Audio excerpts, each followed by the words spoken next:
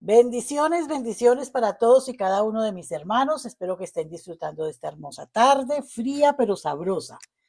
Les pregunto, ¿cómo está tu paciencia? En Santiago 1 del 2 al 4 dice, hermanos míos, considérense muy dichosos cuando tengan que enfrentarse con diversas pruebas, pues ya saben que la prueba de su fe produce paciencia y la paciencia debe llevar a feliz término la obra para que sean perfectos e íntegros sin que les falte nada. Esa paciencia, dice el apóstol Santiago, completará su obra cuando nos lleve a un estado de madurez o perfección espiritual, el cual debe ser el objetivo de todo cristiano. Este pasaje nos habla de las pruebas que tenemos por delante, la cual debemos tener. Se trata de la vida de cada uno de nosotros, independientemente de los años que vayamos a vivir en este mundo, tenemos que vivir esas pruebas. Y la Biblia nos dice que vivamos con paciencia. No se trata, pues, de la paciencia que se siente y acepta las cosas resignadamente. Se trata de una paciencia activa, dominante, que soporta todo, pero no se detiene, sino que marcha adelante con firmeza hacia la meta, con absoluta certeza en la victoria. Esta misma palabra se usa en Hebreos 12, del 1 al 2, que dice, por tanto, también nosotros que estamos rodeados de una multitud tan grande de testigos, despojémonos del lastre que nos estorba, en especial del pecado que nos asedia, y corramos con perseverancia la carrera que tenemos por delante.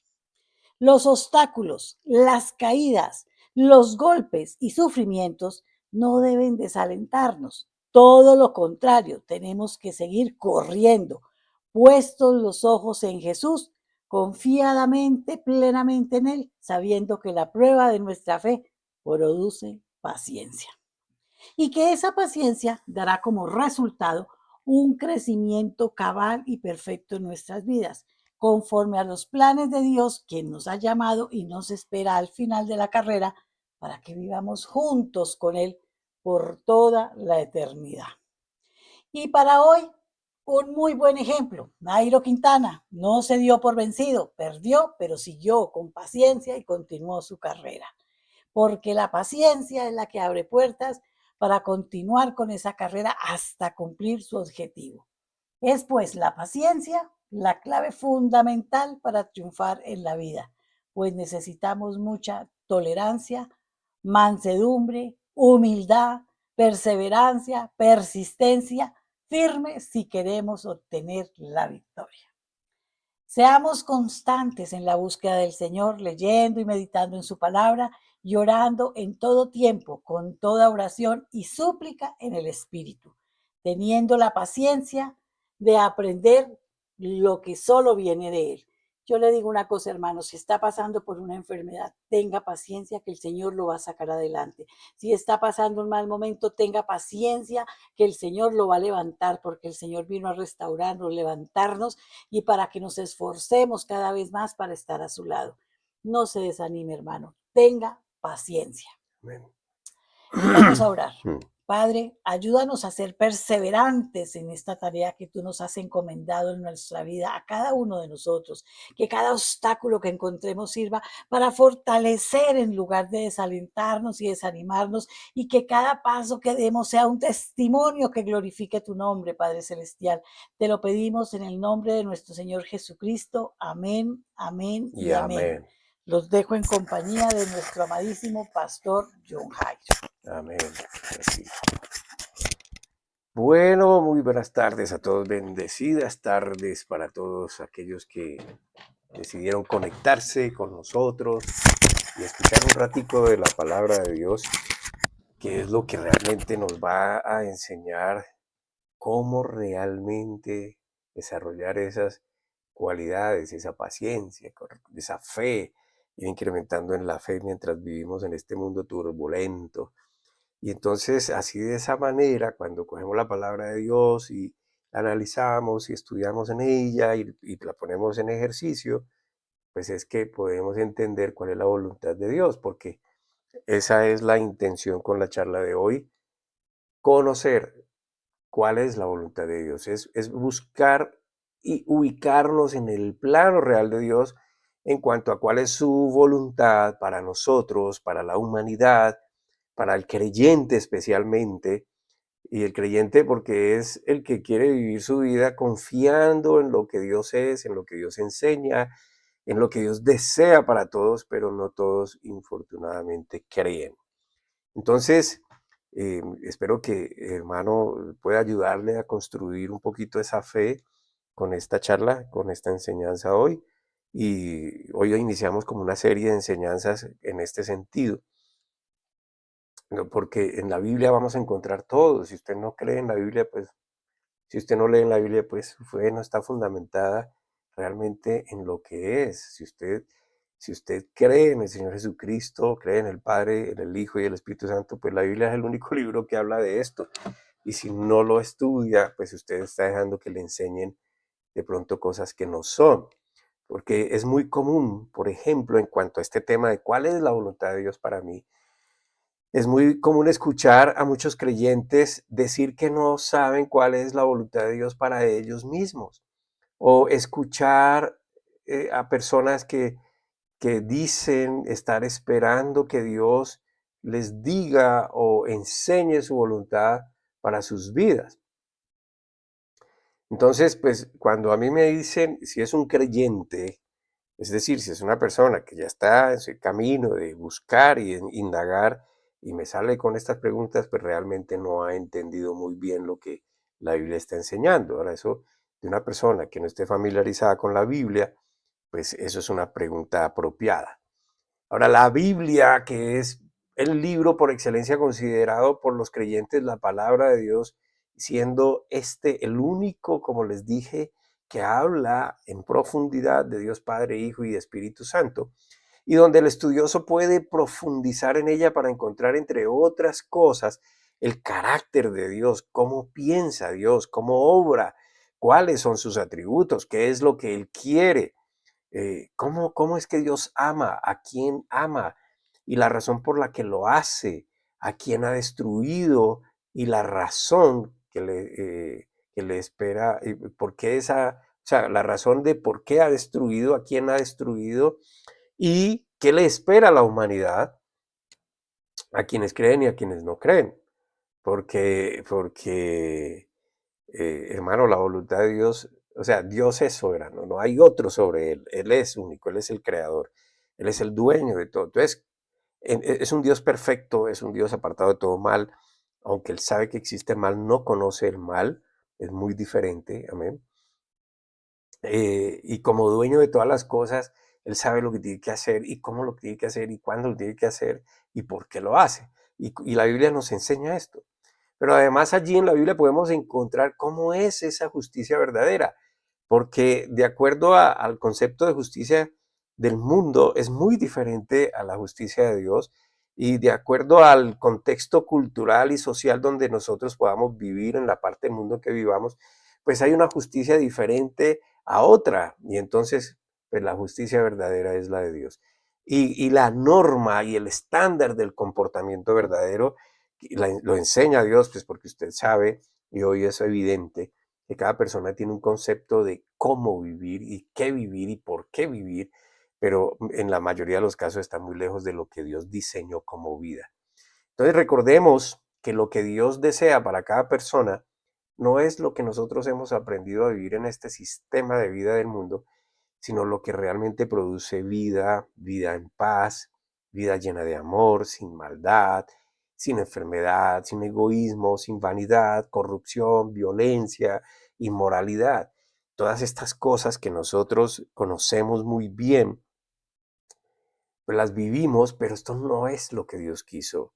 Amén. Y bueno, ya no me canso de repetirlo, pero eso es lo anormal. Amén. Lo normal es como Dios diseñó la vida. Entonces tenemos que aprenderla porque sabemos suficiente de cómo es lo anormal, lo que no es bueno. Entonces tenemos que aprender qué es lo bueno. Cómo es vivir realmente libre de todas estas cosas. Así que la palabra de Dios, como la describe el salmista, entonces se convierte para la persona que quiere creerle a Dios y conocer su voluntad, como dice el salmista, en lámpara que alumbra mi camino. Amén. Me muestra las cosas como son. Ahora la pregunta con la que los creyentes lidian todo el tiempo es, Señor, ¿y qué quieres que yo haga?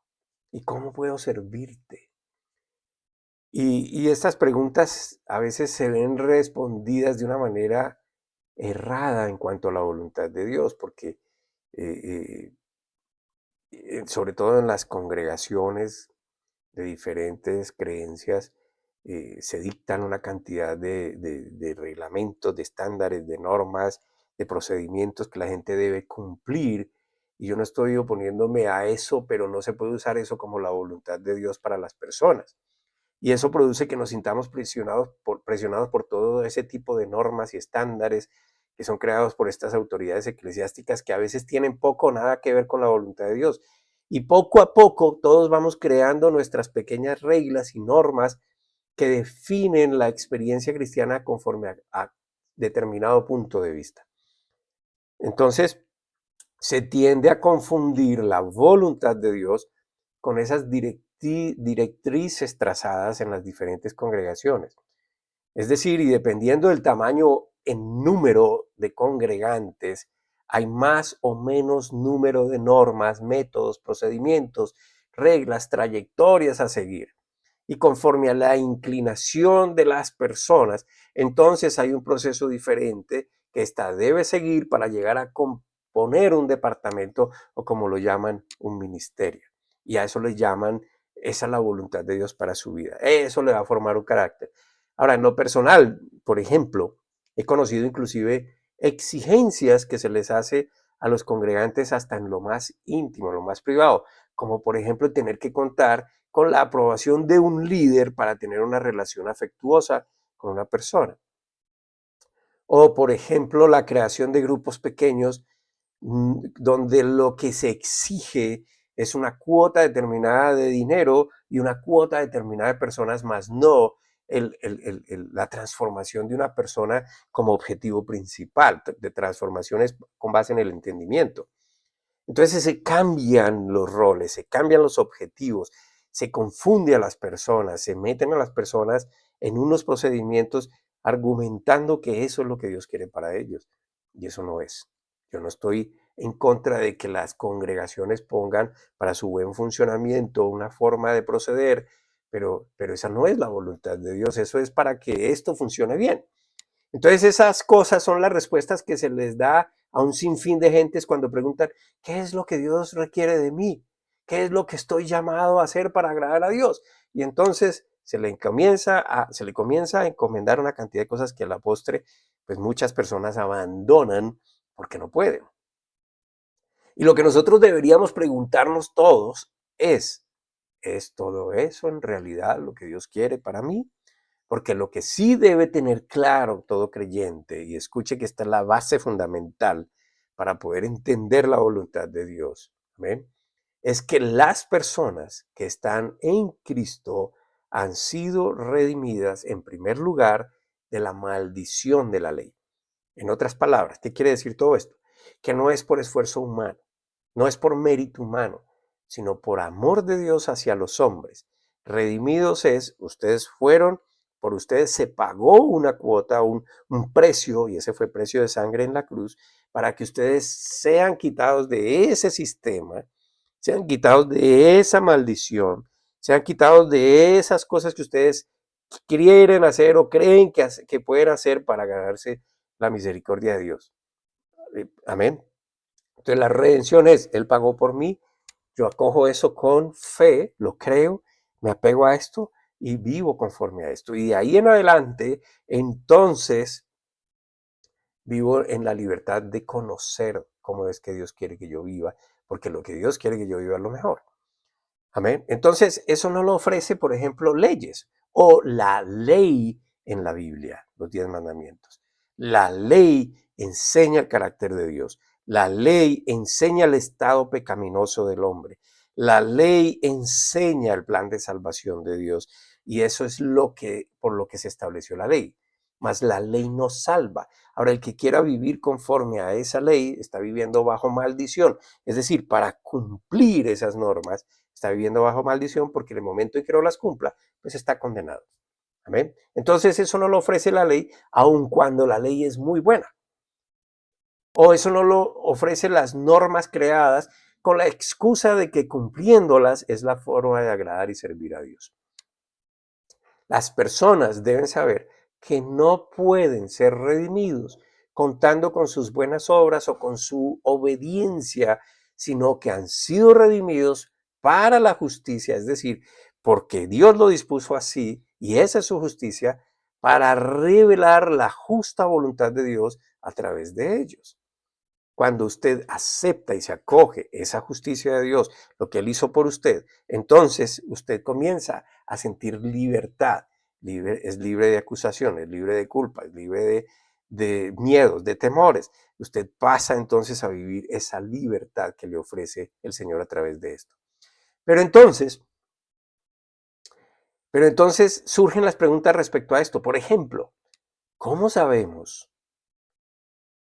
¿Cómo luce esa justicia si ignoramos la revelación más clara y más brillante de esa justicia que se encuentra en la ley de Dios?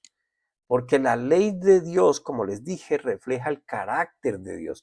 Es por donde podemos darnos cuenta cómo es Dios, cómo obra y lo que Él quiere. Por eso, por ejemplo, David decía y declaraba, cuánto amo tu ley, me deleito en tu ley, porque David quiso agradar a Dios. Su deleite estaba en la ley del Señor porque quería aprender cómo complacer al Señor, porque él entendía que el Señor era su vida, que el Señor quería lo mejor para él, que el Señor lo apartaba de todo mal, de todo peligro, le enseñaba cómo. Y por eso la Biblia describe a David como un hombre conforme al corazón de Dios. David indagaba, David meditaba, profundizaba, oraba con el Señor, hablaba con él y ese era su deleite, porque el Señor le enseñaba lo diferente a lo que el mundo enseñaba. Ahora yo quisiera plantear un interrogante para todos los que me están escuchando, y requiere de cierta profundidad, de meditar, de pedirle a Dios sabiduría para poder responder adecuadamente, con humildad, requiere de humildad para aceptar la verdad que solo proviene de Dios. Y es la siguiente inquietud. ¿Es siquiera posible que una persona sea regenerada, que una persona esté verdaderamente en Cristo y no tenga ninguna preocupación en su alma o en su corazón por hacer lo que agrada a Dios? Piensa en esto, hermano. Voy a repetir esta inquietud. ¿Es posible que una persona regenerada, sea regenerada es el Espíritu Santo ha venido sobre él, está en él por la fe en lo que hizo Jesucristo? Yo creo en lo que hizo, Señor, lo que tú hiciste en la cruz por mí. Yo recibo ese regalo, yo recibo ese perdón, yo recibo esa misericordia desplegada allí, yo recibo esa verdad, tu verdad, la hago mía. Y ahora, Señor, yo sé que soy libre de toda condenación. Yo sé que he sido perdonado, yo sé que he recibido tu Espíritu Santo, es por fe. Amén. Eso es un regeneramiento. Que una persona que esté en eso, que se llama estar en Cristo, y no tenga puede llegar a no tener ninguna preocupación en su alma o en su corazón por hacer entonces lo que a Dios agrada. ¿Qué es lo que a Dios agrada? Te estoy diciendo cómo vivir, escoge eso, vive de esa manera, eso le agrada a Dios. Está la importancia de la ley de Dios, y escuche bien, la ley de Dios no son solo los 10 mandamientos, aunque por ahí empieza, sino todo lo que sale de su boca. Es decir, hermanos, están los 10 mandamientos, están los mandamientos mesiánicos donde se aumentaron a 603 mandamientos más, desplegados de los 10 mandamientos. Y son todo lo que importa, o todo lo que dice Dios para nuestra transformación lo que es la ley de Dios, claro, es todo esto. ¿Amén? Jesús hizo una declaración muy fuerte, tal vez aterradora al final del Sermón del Monte, que de pronto encierra toda la importancia de esto. Y Jesús lo explicó de la siguiente manera.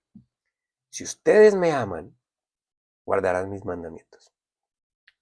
Y yo sigo diciendo que creo que es el argumento más fuerte, duro y cierto que Jesús dijo alguna vez, cuando al final de su exposición del que se considera la explicación más profunda de la ley de Dios que él dio en el Sermón del Monte.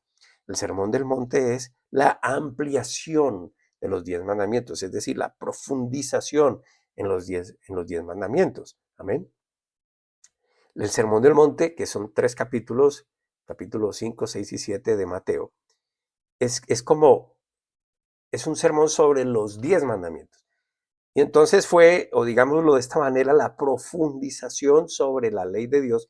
Y el momento culminante de ese sermón viene cuando Jesús da una advertencia que dice, muchos me dirán en aquel día, Señor, Señor, ¿no hicimos esto en tu nombre? ¿No hicimos aquello en tu nombre? Etcétera. Y yo les diré, apártense de mí, jamás los conocí. Diríjase allá al capítulo 7 de Mateo y va a encontrar la culminación de este profundo sermón que inicia 2 capítulos antes.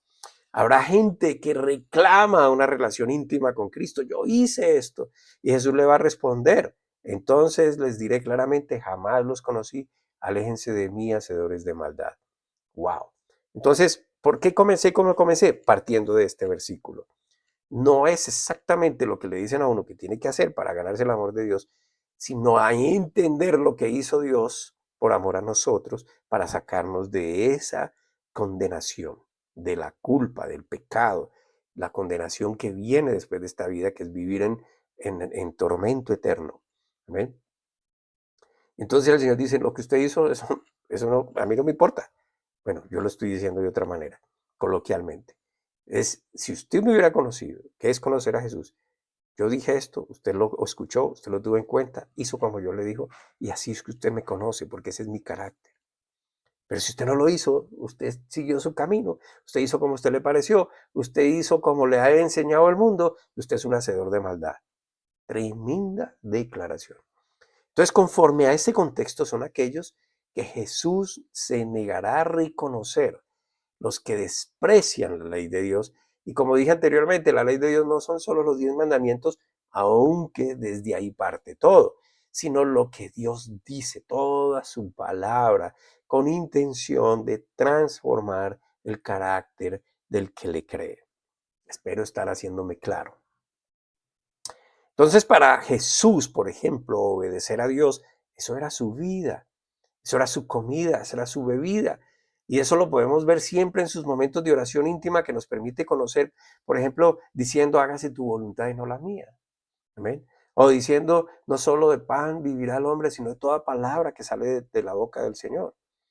Declaraciones como esta enseñan cómo Jesús, el deleite de Jesús, Dios hombre, el hombre sujeto como nosotros a pasiones, pero que no pecó, se sujetó en obediencia a lo que el Señor le enseñaba, le transmitía.